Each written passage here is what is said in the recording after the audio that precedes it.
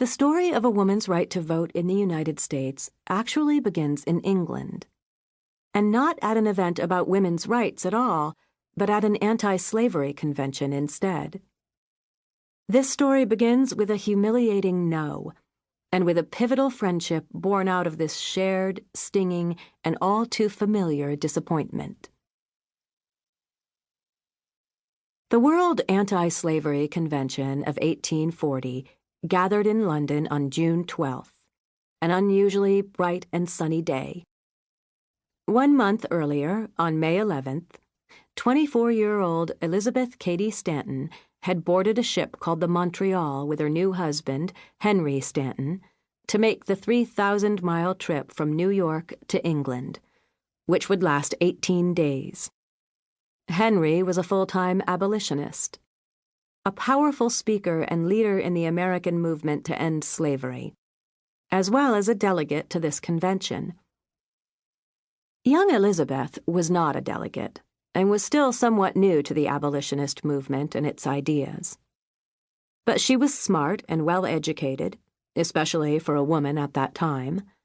A voracious reader, she spent much of that trip across the Atlantic plowing through books on slavery and discussing the subject with her fellow passengers. Being the wife of a delegate, she said, we all felt it important that I should be able to answer whatever questions I might be asked on all phases of the slavery question. Perhaps she studied slavery out of an obligation to her husband, but it was just as likely that she herself was deeply curious. After all, Stanton was, in some people's eyes, less than ladylike. Passengers aboard the Montreal certainly took note that she called her husband Henry and not Mr. Stanton, as was customary back then. Elizabeth was assertive. She had demanded that she and Henry be married by a minister who would not force her to pledge to obey her husband, as tradition dictated. She kept her maiden name, Cady, announcing her determination that theirs would be a marriage of equals.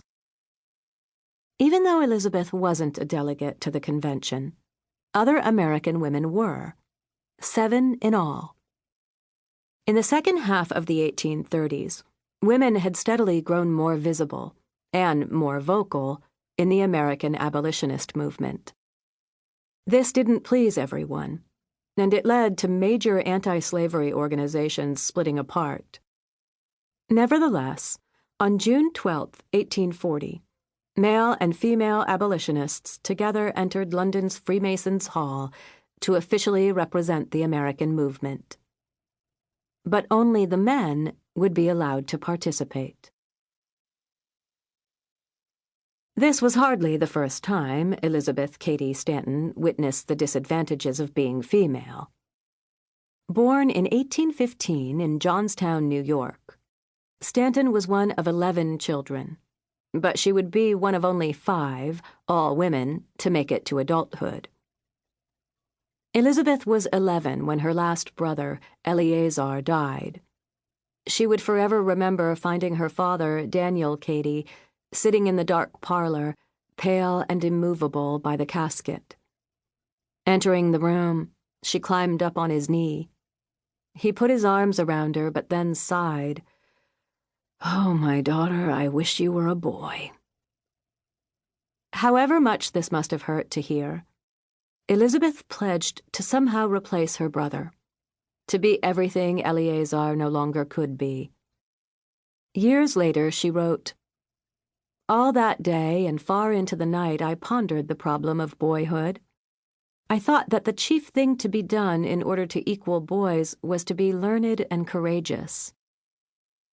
Elizabeth was already brave, and she would get a fine education, at least in terms of what was available to girls at this time. Despite demonstrating over and over that her mind was equal to that of even the brightest young man her age, she would not receive a true college education. Elizabeth steadily came to realize that her goal of equality would not be so simple. Time and again, she would encounter the endless restrictions placed against girls, to the point that she summed up her own girlhood with these words: "Everything we like to do is a sin. I am so tired of that everlasting no, no, no. At school, at home, everywhere, it is no.